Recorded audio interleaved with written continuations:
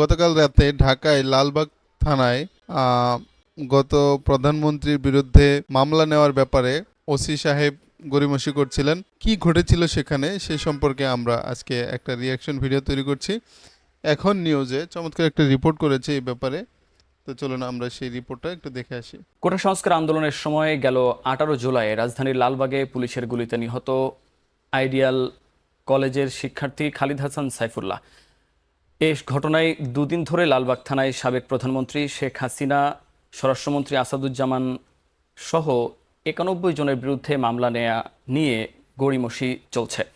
এর প্রতিবাদে রাতে নিহত শিক্ষার্থীর বাবা সহ কয়েকশো শিক্ষার্থী থানা ঘেরাও করে বিক্ষোভ করছে। সেখানে উপস্থিত হয়েছে সেনাবাহিনীর সদস্যরা। সেখানকার সবশেষ জানাতে যুক্ত হচ্ছেন সহকর্মী মাঝহার মাহবুব। মাহবুব, কি পরিস্থিতি দেখতে পাচ্ছেন সেখানে? কেন মামলা নিতে চাচ্ছে না থানা পুলিশ? তাদের বক্তব্য কি? শিক্ষার্থীরা কি বলছেন? মুন্নাফ, আইডিয়াল কলেজের শিক্ষার্থী খালিদ হাসান সাইফুল্লাহ যে পুলিশের গুলিতে সরাসরি একদম তার শরীরে গুলি লাগে এবং সেই ঘটনায় কিন্তু মামলা নেয়ার ব্যাপারে তার স্বজনরা কিন্তু থানায় ঘোরাঘুরি করছেন। তবে লালবাগ থানার যিনি ওসি তিনি কিন্তু আসলে মামলা নেয়ার জন্য মামলা নেওয়ার ক্ষেত্রে দুদিন ধরেই গড়িমসি করছেন। আজকে আসরের পর যেটি হয়েছে যে এলাকাবাসী তারা এসছেন, মামলা কেন নেওয়া হবে না সেটি সেই জবাবদিহিতা চাওয়ার জন্য, বা মামলা কেন নেওয়া হবে না, তাদের যেই এলাকাবাসী খালিদ তার মৃত্যুতে কেন হত্যা মামলা রুজু করা হবে না এই প্রশ্ন জানবার জন্য তারা যখন এসেছেন। সন্ধ্যার পর কিন্তু এখানকার যে ওসি সে বেশ গড়িমসি করে বিভিন্ন কথাবার্তা বলে নেওয়া হবে বলে পরে কিন্তু তারা সন্ধ্যার পর সেই ওসি তার রুম তালা দিয়ে বের হয়ে গেছে এবং এখনো পর্যন্ত কিন্তু ফিরে আসেনি।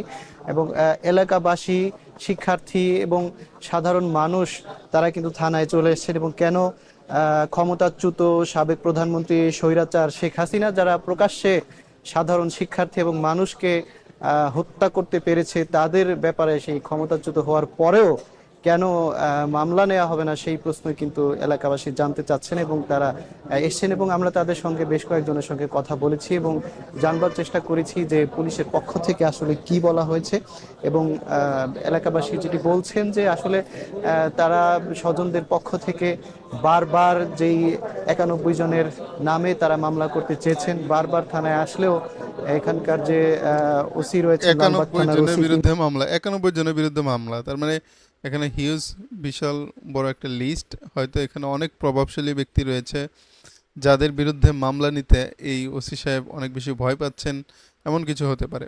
অথবা আমার সরল মনে আমি আসলে এত মারপেস বুঝি না। তো আসলে তিনি কেন নেয়নি তিনি আসলে বলতে পারবেন। হয়তোবা শেষ পর্যন্ত বাধ্য হয়ে মামলা নিতে হবে। দেখা যাক আসলে কি ঘটে। আমরা পুরো রিপোর্টটা আসলে দেখার চেষ্টা করব। তিনি বারবার আসলে তাদেরকে সময় ক্ষেপণ করে বারবার ফিরিয়ে দিচ্ছিলেন। এবং সবশেষ আজকে বিকেলে যখন তারা এসেছেন এবং এলাকাবাসী যখন একজোট হয়ে এসেছেন যে মামলা নিতেই হবে, কেন নেওয়া হবে না সেটির ব্যাপারে জানার জন্য এসেছেন, তখনই কিন্তু ওসি আর বেশিক্ষণ থানায় অবস্থান করেনি, সন্ধ্যার পরে বের হয়ে গেছেন। এবং এলাকাবাসী যেমনটি অভিযোগ করছেন যে মামলার যে কাগজ, সেই কাগজ মূলত এই থানার যে ওসি আছেন তিনি তাদের কাছ থেকে নিয়ে যাদের ব্যাপারে মামলা করা হচ্ছে তাদের কাছে সেই মামলার তথ্য বা অভিযোগের তথ্য পাচার করা হচ্ছে এবং তাদেরকে আসলে জানিয়ে দেওয়া হচ্ছে ঠিক যে এটাই তাদের ভাবছিলাম। ব্যাপারে মামলা করতে এলাকাবাসী একজোট হয়ে এসেছেন, এমনটাই কিন্তু এলাকাবাসীর অভিযোগ। এবং কোনোভাবে তাদের সঙ্গে সময় ক্ষেপণ করে আসলে যেই আসামি তাদেরকে আসলে ছাড় দেওয়ার মন মানসিকতা এখানকার ওসির মধ্যে তৈরি হচ্ছে, এমনটাই কিন্তু এলাকাবাসী অভিযোগ করছেন। তবে খালিদ হাসান সাইফুল্লাহ যে নিহত হয়েছিলেন পুলিশের গুলিতে মর্মান্তিকভাবে, আসলে সেটি কিন্তু সারা দেশবাসীকে বেশ নাড়া জাগিয়েছে। এবং আমরা দেখেছি যে সন্ধ্যার পরে যখন এলাকাবাসী তারা থানায় আসলে ওসির কাছে সেই জবাব চাইবার জন্য এসেছেন, এরপরেই কিন্তু সেনাবাহিনীর কর্মকর্তারা এবং সেনা সদস্যরা এখানে এসেছেন এবং তারা সাধারণ মানুষকে আশ্বাস দিয়েছেন যে এ ব্যাপারে মামলা হবে এবং এই ব্যাপারে উদ্যোগ নেওয়া হবে। অর্থাৎ সেনাবাহিনীর আশ্বাসের পর যারা সাধারণ মানুষ রয়েছেন বরাবরের মতোই তারা সেনাবাহিনীর উপরে আস্থা রাখতে চান এবং তারা কিন্তু এখন এই থানার পরিস্থিতি কিন্তু স্বাভাবিক রয়েছে। থানার ভেতরে কিন্তু কয়েকশো সাধারণ মানুষ, এলাকাবাসী তারা কিন্তু জড়ো হয়ে আছেন। তারা জানতে চাচ্ছেন, তারা আসলে সেনাবাহিনীর কর্মকর্তা যারা যারা রয়েছেন তাদের সঙ্গে কথা বলছেন, বিভিন্ন বিষয়ে অভিযোগ জানাচ্ছেন এবং সেনাবাহিনীর কর্মকর্তারাও তাদেরকে আসলে আশ্বস্ত করে তাদেরকে শান্ত রাখবার চেষ্টা করছেন যে আসলে কেন কেন মামলা নেওয়া হবে না, এটিও যেমন তাদের অভিযোগ। অপরদিকে সেনাবাহিনীর পক্ষ থেকেও বলা হচ্ছে যে হ্যাঁ, মামলা অবশ্যই নেওয়া হবে এবং তারা সেই আশ্বাসটাও দিচ্ছেন এবং তারা দুই পক্ষের মধ্যে কিন্তু কথা হচ্ছে। তবে এই থানার যারা পুলিশ রয়েছেন, ঊর্ধ্বতন কর্মকর্তা, বিশেষ করে ওসিকে কিন্তু আমরা এসে ওসির দেখা পাইনি এবং এলাকাবাসী যেমনটা বলছেন যে তারা আসরের পর যখন থানায় এসেছেন এরপরেও কিন্তু ওসি এখানে থানার মধ্যে ছিল, তখনও পর্যন্ত গড়িমসি করেছে এবং সবশেষ সন্ধ্যা 7টার দিকে বা মাগরিবের পর, সন্ধ্যা হওয়ার পর যখন এলাকাবাসী বাড়তে থাকে, ধীরে ধীরে থানায় জড়ো হতে থাকে, তখনই কিন্তু ওসি আসলে তার রুম তালা দিয়ে কোনো একভাবে বের হয়ে যায় এবং এরপরে কিন্তু ওসি আর ফিরে আসেন এবং তার 2-1 ঘন্টা পর সেনাবাহিনী খবর পেয়ে তারা আসলে থানায় এসেছেন। তারা এসে পর্যবেক্ষণ করলেন এবং আসলে থানায় কেন এসেছেন এবং যখন তারা জানতে পেরেছেন সাধারণ মানুষের কাছ থেকে যে নিহত খালিদের পরিবারের পক্ষ থেকে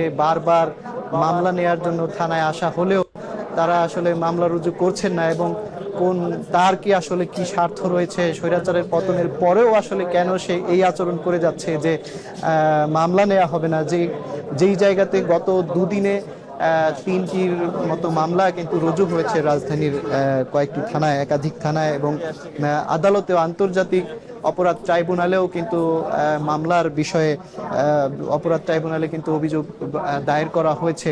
সেই জায়গাতে লালবাগ থানায় যেখানে প্রকাশ্যে একজন শিক্ষার্থীকে, আইডিয়াল কলেজের একজন মেধাবী শিক্ষার্থীকে হত্যা করা হয়েছে, সেই জায়গাতে কেন এলাকাবাসীর মধ্যে প্রশ্নও যেমন রয়েছে এবং ক্ষুব্ধ এবং চাপা কষ্টও কাজ করছে যে কেন সেই জায়গাতে একজন শিক্ষার্থীকে যেখানে প্রকাশ্যে হত্যা করা হয়েছে সেই মামলা নেওয়া হবে না, এমনটিও কিন্তু প্রশ্ন করছেন এলাকাবাসী।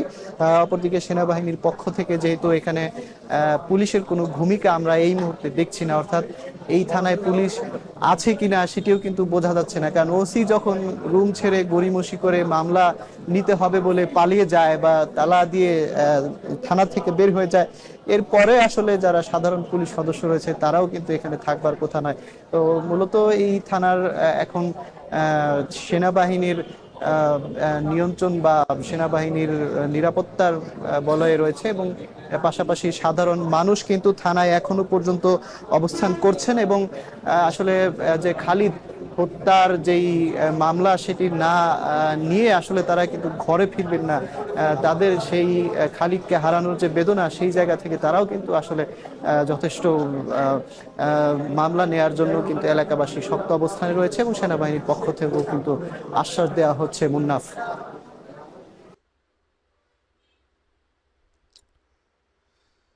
আসলে এটা খুবই দুঃখজনক ব্যাপার যে একজন মানুষ মারা গেল, প্রকাশ্যে গুলি করে হত্যা করা হলো, তার পক্ষে তা যারা হত্যা করেছে তাকে, তাদের বিপক্ষে একটা মামলা নেবে, সেটা নিচ্ছে না। এটা হচ্ছে স্বাধীন বাংলাদেশের অবস্থা। তবে দেখা যাক কি ঘটনা ঘটে শেষ পর্যন্ত, এখানে কি রফাদফা হয়। আর পুলিশ তো এমনিতেই অনেক ভয়ে আছে এই মুহূর্তে, তারপরেও হয়তোবা এখানে কোনো প্রভাবশালী ব্যক্তিরা রয়েছেন এই মামলার তালিকায়। ওসি সাহেব হয়তো মাথা খাটাতে পারছেন না যে আসলে এটা কিভাবে ট্যাকেল দেওয়া যায়। নানা ধরনের কল্পনা জল্পনার ভিতরে থাকতে পারে, যেটা আসলে এই প্রতিবেদক বলছিলেন যে হয়তোবা যাদের বিরুদ্ধে মামলা করা হয়েছে তাদেরকেও তা বাঁচিয়ে দেওয়ার চেষ্টা করছে সে। আর অতীত রেকর্ড হয়তো থাকতে পারে কোনো, যে কাহা মানে হয়তো যারা এখানে ছিল প্রভাবশালী তাদের সাথে হয়তো কারো না কারোর সাথে তার এই ওসির ভালো সম্পর্ক রয়েছে, এমনও হতে পারে। নানা ধরনের নানান কিছু হতে পারে। তবে যাই হোক, অপরাধীকে শাস্তি পেতে হবে।